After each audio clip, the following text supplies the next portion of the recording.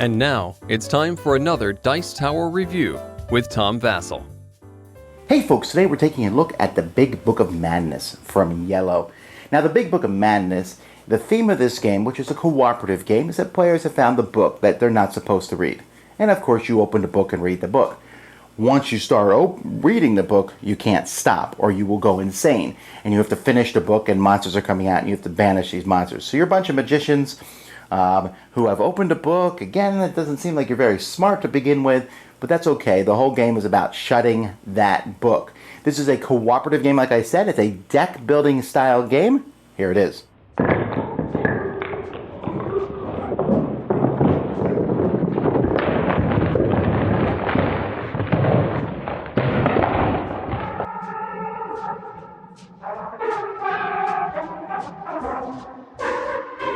Each player is going to get a different character card, and each character here, besides the artwork, has different special abilities.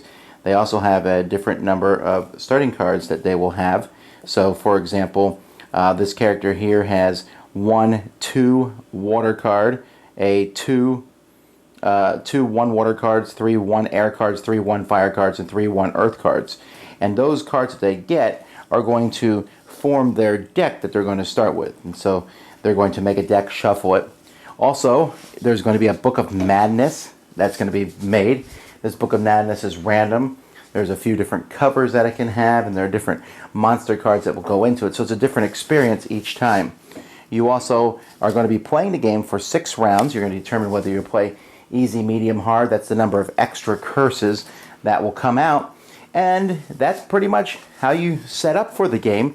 What's going to happen is, you'll notice that there's this kind of track here, 1, 2, 3, 4, 5, and this book here, which by the way is a pretty cool piece here. This is wooden, it's just a neat piece.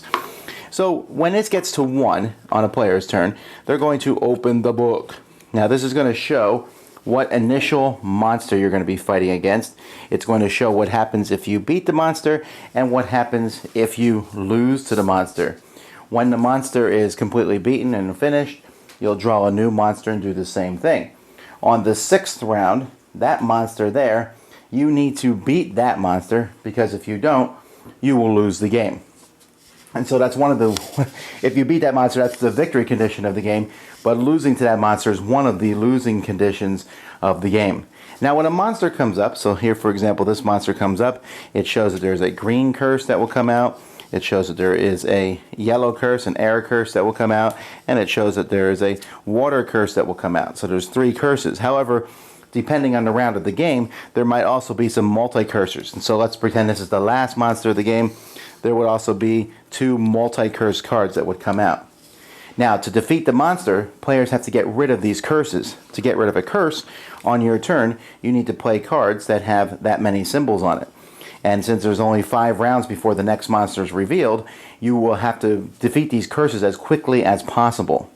The way that's done is players have a handful of 6 cards, and on their turn, they're going to be using these cards to do different actions. You can do as many actions as you want, but since every action requires you to pay cards, you're going to eventually run out of actions. You can buy better cards. So you'll see over here there are 2s and 3s of the different element cards. Those are pretty simple. If I want to buy this 3 fire, for example, I discard up to 3 fire worth of tokens. I'll put those in my discard pile and put the card I bought in my discard pile. I have different spells. Each player has 4 starting spells that they can use. You can use a spell, you basically tap it, or the game calls it exhausting. The spell, you can only use each spell once, but when you use a spell, you can use it multiple times. So for example, this growth here lets me draw a card, but I can use it up to 3 times. So I could pay 3 of the earth element when I use this card, and it changes the white number in it. So each spell has a white number, and that's the number that changes. So for example, instead of drawing 1 card, I would draw 3 cards. Here I can put 3 cards from my hand in the support area. Here another player can take up to 3 actions. Here I can destroy 3 cards from my hands. So players will have these different spells, and another thing you do is you can buy more spells. You can pay 2 elements from your hand to buy the top spell of one of the 4 piles up here. These spells are usually better than the ones that you have, and when you buy a spell, a new one comes, and that one's even better, although it costs more to use each of these spells. The spells that are in each game are different. There's always 3 spells of each type, and so Again, that's another form of variety from game to game. Now you notice one of those spells said place cards in support. Each character has a spot for support. So if any card lets me put something in support, like this character here has room for 3 cards in support. When I place these cards in support, essentially all the support cards of all the players, it's like having one big conjoined hand of cards that you can use. So I can use cards from someone else's support. I can use cards of my own support. It allows me to have a bigger hand. And this is one of the biggest ways of cooperation about the game, because someone else might need, when you're needing to spend 4 air and you've only drawn 2 in your hand, but someone else has this card in the support pool, they're able to use this. The game also has a bunch of madness cards. You're going to be getting these a lot.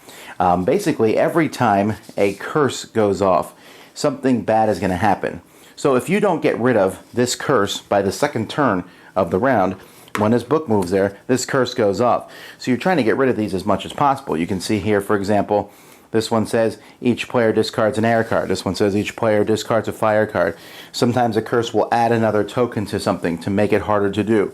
But many times, these curses will add madness cards to your deck. And players have a stack of madness cards that are to the side of the table. They'll add those to the deck. If at any point you have 6 madness cards in your hand, you will lose the game. If at any point this deck of madness cards, which is tailored to the number of players, is depleted, you also lose the game.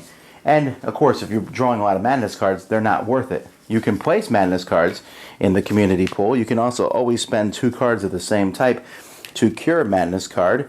And there are other spells and things that get rid of madness cards, but you have to be very cautious with them.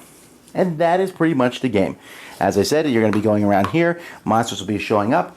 If you all go mad before the end of the game, you'll lose. But if you get to the final monster and you beat that final monster, then you win the game. Otherwise, you lose. Now, I wasn't sure what the game was about. I thought that the theme of the game was very interesting. I like the artwork of the game. The artwork has this kind of mix between being silly-ish, but at the same time a bit serious, and it's very bright and colorful. The whole game laid out. The icons are very different, although we often thought that water was air because the symbol looked like air. But it doesn't matter really in the long run. It just had a very good look to it. I already showed you that book that looked good. The artwork is phenomenal. Of course, it's yellow, so the artwork is just bound to be really good when you look at it. But overall, I was very impressed with just the whole product and how it looked. The gameplay itself I thought was very intriguing. It's a puzzle, like most cooperative games are, but I really enjoyed how cooperative this was. You have to put cards in that communal pool. You have to put cards there because if you don't, players won't win. Most of the curses require 4 of one type to take them out. And you will very rarely have 4 of one type. I mean, yes, maybe later on in the game when you're getting those 3 of a type cards, but those are hard to get. Killing a curse gives you a 2-level card of one type, but even that still doesn't mean you're going to have the right ones that you need to kill the right curses, and you only have a short period of time. So there's going to be a lot of table talk in this game. Players will be like, hey, I need this card for this, I need this card for this. You want to be able to use your curses. You'll say, okay, if I spend this curse here, I can draw a card. And when I spend these cards, I can draw some cards, and then let you take an action, and then you can stick a card in your pool, which I can then use. And I thought that worked together really well. There's nothing like mind-blowingly new about this cooperative game, but I thought it was really solid. I really enjoyed it. I mean, there's a bit of repetition as each monster comes up, but you can see the monster that's coming up in the next book. You know, they tell you when you're fighting a monster, you can see in the bottom corner, those are going to be the curses that the next monster is going to come up with. So you're kind of like prepping for that. And you can make the game harder by having more of those multicolored curses show up earlier in the game. And you can even make the game harder than that in the rulebook by taking, messing with your starter decks, which I don't think is, easy in this game is beatable, okay? Very beatable. But add a little bit of hardness to this, and this game can become quite hard. And I like the fact that the game's difficulty settings adjust like that. Good product here. I really enjoyed it. The game is not long. It takes less than an hour to play. It plays well with 2, 3, and 4. Just a lot of going on. So thumbs up for me for this game. Certainly one to check out. I like the theme. I like the look. And it plays very well. The Big Book of Madness. Dice Tower Judgment approved. Thanks so much for watching the Dice Tower videos. Find more great videos and reviews, as well as our top-rated audio podcast at Dicetower.com. You can also find other great shows at Dicetowernetwork.com. I'm Eric Summerer, and you've been watching The Dice Tower. The Dice Tower is sponsored by Cool Stuff Inc., where you can find great games for great prices. Cool stuff in stock. Check them out at CoolStuffInc.com. Shut the door! Awesome!